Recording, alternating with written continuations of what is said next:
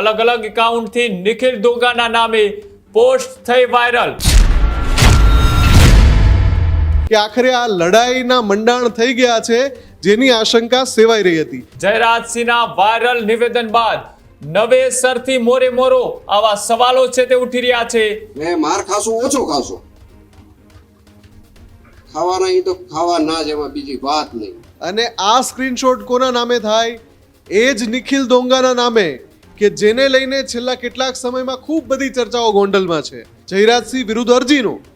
એવા સમયે જ આ સ્ક્રીનશોટ વાયરલ થાય છે નિખિલ ડોંગાના।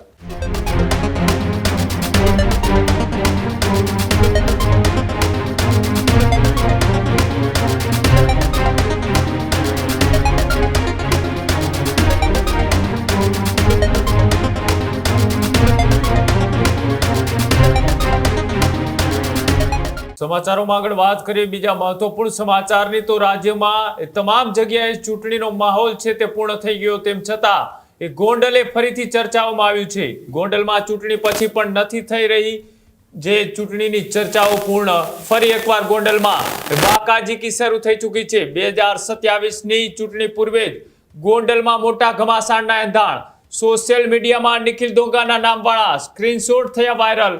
ગોંડલમાં એક જ ચાલે, નિખિલ ડોંગા ચાલે, આવા સ્ક્રીનશોટ એ સોશિયલ મીડિયાની અંદર થયા વાયરલ।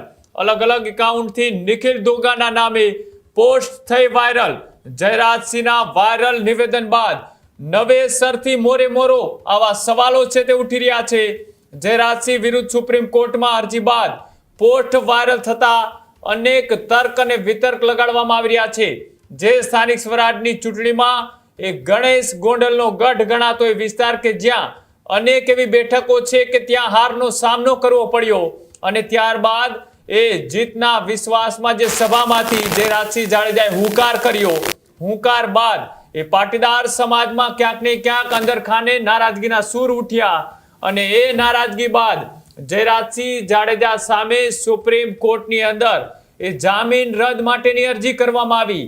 અરજી બાદ હવે સોશિયલ મીડિયામાં એ સ્ક્રીનશોટ છે તે સામે આવી રહ્યા છે કે નિખિલ ડોંગાના નામથી સોશિયલ મીડિયામાં મેસેજ છે તે ફરતા થયા છે।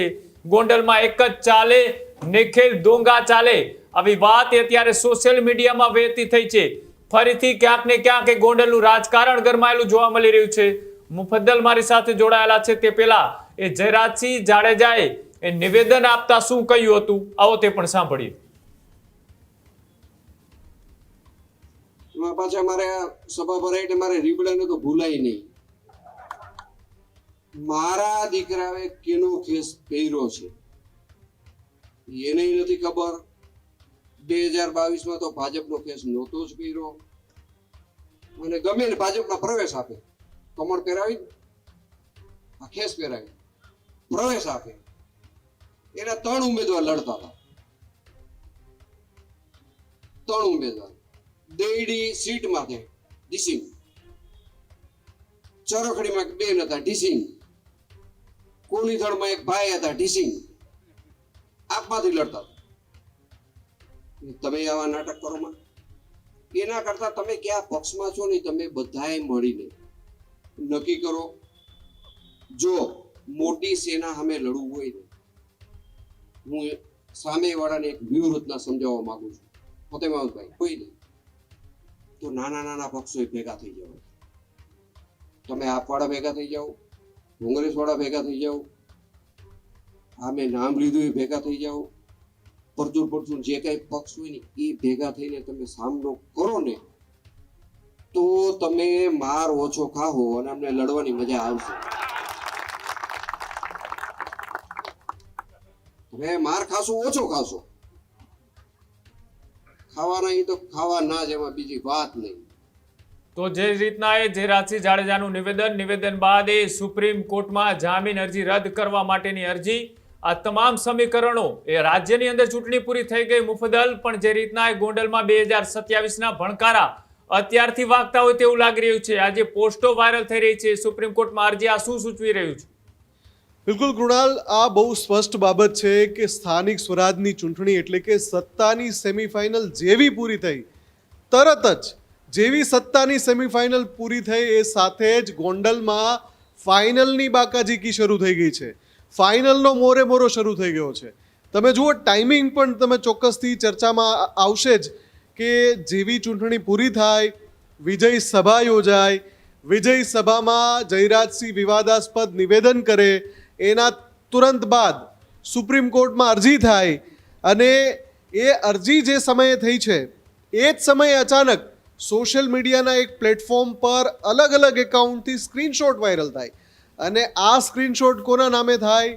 એ જ નિખિલ દોંગાના નામે, કે જેને લઈને છેલ્લા કેટલાક સમયમાં ખૂબ બધી ચર્ચાઓ ગોંડલમાં છે.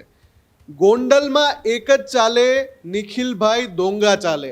આ પ્રકારના લખાણ ધરાવતી પોસ્ટ અને અલગ અલગ એકાઉન્ટ પર વાયરલ થવી અને વાયરલ થવાનું ટાઈમિંગ ચોક્કસથી ઇશારો કરે છે કે સ્થાનિક સ્વરાજની ચૂંટણી ગોંડલમાં પૂરી થઈ એ ભેગું જ 2027નું બ્યુગલ ફૂંકાઈ ચૂક્યું છે ગોંડલમાં. અને આ લડાઈ કેટલી રોમાંચક હશે તમે વિચારો કે એક તરફ સુપ્રીમ કોર્ટમાં જયરાજસિંહ વિરુદ્ધ અરજી થાય છે, એ અરજીને લઈને પણ ઘણા બધા સવાલો થાય છે. અરજી કરનારા જે છે એ અલગ અલગ દાવા કરે છે સુપ્રીમ કોર્ટમાં કે જામીન મુક્તિ જે છે જયરાજસિંહની એ શા માટે ન હોવી જોઈએ, કેમ કે શરતોનો ભંગ થયો છે. જ્યારે એ મુદ્દો આખા મીડિયામાં ચર્ચામાં છે જયરાજસિંહ વિરુદ્ધ અરજીનો, એવા સમયે જ આ સ્ક્રીનશોટ વાયરલ થાય છે નિખિલ દોંગાના. એટલે કે અહીંયા સીધો રણટંકાર શરૂ થઈ ચૂક્યો છે. અને હવે પછી કૃણાલ એવું બની શકે છે કે આપણને આ આખા પ્રકરણના ઘણા બધા પાર્ટ્સ જોવા મળી શકે છે જે ગોંડલથી સામે આવી શકે છે. અને એટલે જ એ કહેવું જરાય વધારે પડતું નહીં હોય કે 2027ની વિધાનસભા ચૂંટણી જો રાજ્યમાં સૌથી મોટો હાઈ પ્રોફાઇલ ડ્રામા બનવાની હોય ને તો એ ગોંડલમાં બનશે. કેમ કે અત્યારથી જ જેના મંડાણ થઈ ચૂક્યા છે. તમે જુઓ, જેમ તમે હમણાં કહ્યું કે બીજે શું થઈ રહ્યું છે, તો સ્થાનિક સ્વરાજની ચૂંટણી પૂરી થઈ એ પછી અલગ અલગ જગ્યાએ એ સત્તાના સમીકરણો અથવા તો બોડી બનાવવાના, પ્રમુખ કોને બનાવવા, મેયર કોને બનાવવા, એ સોગઠા ગોઠવાઈ રહ્યા છે. અહીંયા સોગઠા કયા ગોઠવાઈ રહ્યા છે? ગોંડલમાં એક જ ચાલે, નિખિલ દોંગા ચાલે. એટલે જેવું સ્થાનિક સ્વરાજની ચૂંટણી પૂરી થાય, જયરાજસિંહ વિરુદ્ધ અરજી થાય અને અરજીની સાથે સાથે આ પ્રકારના સ્ક્રીનશોટ વાયરલ થાય. એટલે ચોક્કસથી આ મેં જેમ કહ્યું એમ કે આ સૌથી રસપ્રદ ચૂંટણીનો ઇશારો કરે છે. અને સાથે સાથે બહુ મોટો મોરે મોરો ગોંડલમાં આગામી સમયમાં જોવા મળે તો પણ નવાઈ નહીં કૃણાલ.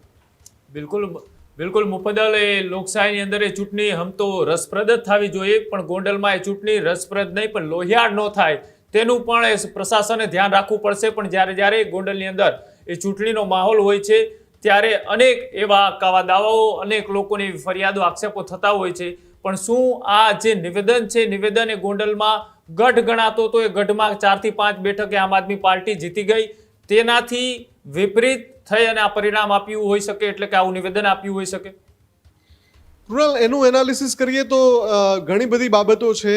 એમાં જેટલી પણ વિરોધી છાવણી છે જયરાજસિંહની, એ તમામને એક સાથે મેસેજ આપવાનો એમણે કદાચ પ્રયાસ કર્યો. કેમ કે તમે ધ્યાનથી સાંભળો તો એમાં એવું કહે છે કે તમે બધા જેટલા છો ને એ બધા એક થઈ જાઓ.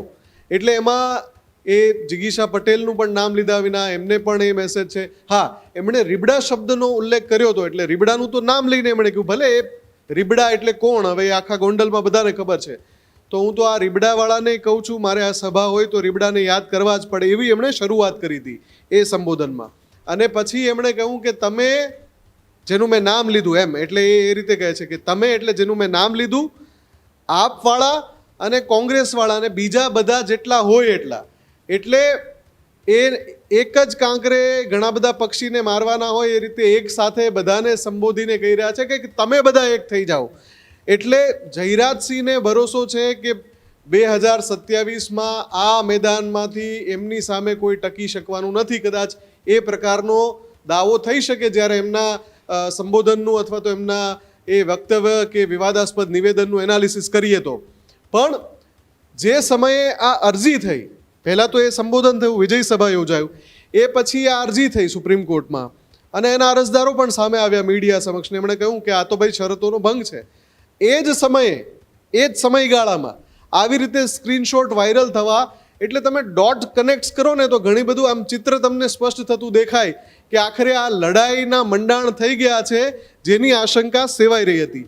તમે જેમ કહ્યું કે લોહિયાળ ના બને, હા ચોક્કસથી એ ધ્યાન રાખવું પડશે, કેમ કે ઇતિહાસમાં ઘણી બધી એવી ઘટનાઓ બની ચૂકી છે જેમાંથી એકના આરોપી જયરાજસિંહ પણ છે અને એમાં જ જામીન પર એ મુક્ત છે. એટલે એ જરૂરી છે કે કાયદો અને વ્યવસ્થાની સ્થિતિ જળવાય. પણ અત્યારે તો કહી શકાય કે એક નવા પ્રકરણની શરૂઆત થઈ ચૂકી છે. તુરંત બાદ જેવી સત્તાની સેમીફાઇનલ પૂરી થઈ તુરંત બાદ એક નવા યુદ્ધની શરૂઆત થઈ ચૂકી છે. કૃણાલ જી બિલકુલ, આભાર જોડાવા બદલ, માહિતી આપવા બદલ. તો એ ગોંડલની અંદર ફરીથી સ્થાનિક સ્વરાજની ચૂંટણીના જેવા પરિણામો આવ્યા ત્યારબાદ એક નવો વિવાદ છે તે શરૂ થઈ ચૂક્યો છે અને આ વિવાદ એ 2027ની ચૂંટણી પહેલાનું ઘમાસાણ કેટલાક લોકો માની રહ્યા છે, તો કેટલાક લોકો એ તે વિરોધીઓ પક્ષને લઈ સીધો ટાર્ગેટ કરવામાં આવ્યો હોય તેવી પણ વાત અત્યારે ચર્ચાઈ રહી છે. અને સાથે જ અરજી થવાની સાથે જ નિખિલ ડોંગા એ ફરીથી ચર્ચાઓમાં આવ્યા છે. જોવાનું રહેશે કે આગામી દિવસોની અંદર ગોંડલનું રાજકીય સમીકરણ કઈ રીતના બદલાય છે. 2027 પહેલા આ જે અત્યારે ઘટનાક્રમ અત્યારે ઘડાઈ રહ્યો છે, આ ઘટનાક્રમ 2027માં કેવી ઇફેક્ટ કરે છે તમે જાણતા હોય તો કોમેન્ટ કરજો. જોતા રહેજો ન્યૂઝરૂમ. નમસ્કાર.